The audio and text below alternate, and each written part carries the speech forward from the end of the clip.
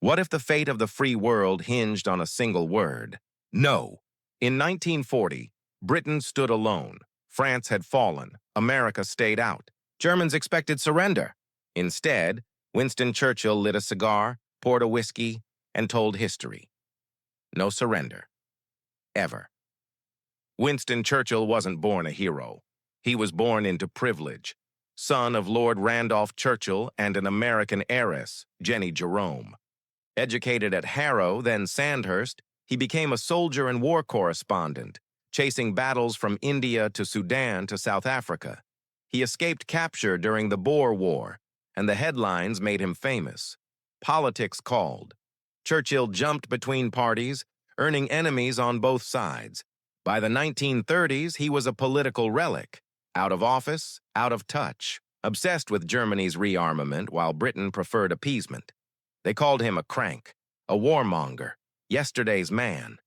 But when the bombs started falling on London, suddenly the man nobody wanted became the man no one could do without. Churchill was a paradox.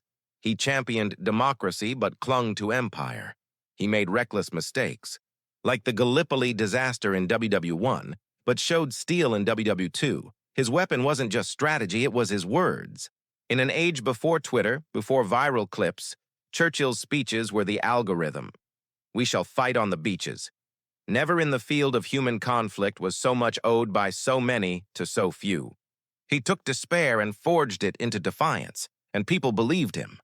Not because he promised easy victories, but because he promised struggle, blood, toil, tears, and sweat, and then dared his people to deliver.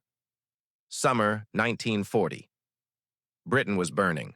The Blitz turned cities into infernos. German bombers ruled the skies. Every statistic said Britain should collapse. Instead, Churchill walked the rubble. He toured neighborhoods reduced to ash. He shook hands with survivors covered in soot. He cracked jokes in shelters while the bombs fell above. And he made a gamble. America. He knew Britain couldn't outlast Hitler alone. So he cultivated Roosevelt, sending cables, staging charm offensives, bending the truth when he had to. His gamble paid off, first with supplies through Lend-Lease Act, then with America's full entry into the war. Without Churchill holding the line, Hitler's empire might have stretched across Europe before Roosevelt ever moved. But here's the twist. The man who saved democracy wasn't exactly democratic. He backed harsh crackdowns in the colonies. Famines in India worsened under his policies. After victory in 1945, his own people voted him out, choosing Clement Attlee's Labour Party to rebuild Britain with welfare and nationalized industries. The bulldog who led them through war wasn't trusted to lead them through peace. Yet Churchill's role in history wasn't over. In March 1946, invited to Missouri by U.S. President Harry Truman, he gave one of the most important speeches of the 20th century. It wasn't about Hitler. It was about Stalin. At Westminster College, Churchill warned the world, from Stettin in the Baltic to Trieste in the Adriatic, an iron curtain has descended across the continent. He named the truth others feared to admit. Eastern Europe was no longer free. Soviet armies had rolled in, and puppet governments followed. Poland, Hungary, Romania. Nations liberated from Nazis now chained by Moscow. Churchill wasn't calling for war.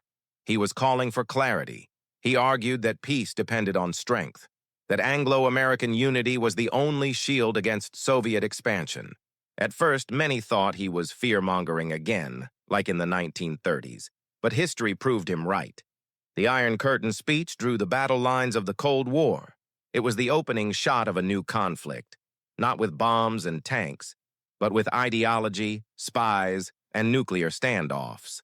Once again, Churchill's words reshaped the world. So who was Winston Churchill? The savior of Britain? The last defender of empire? The flawed man who met a flawless moment? Probably all of the above.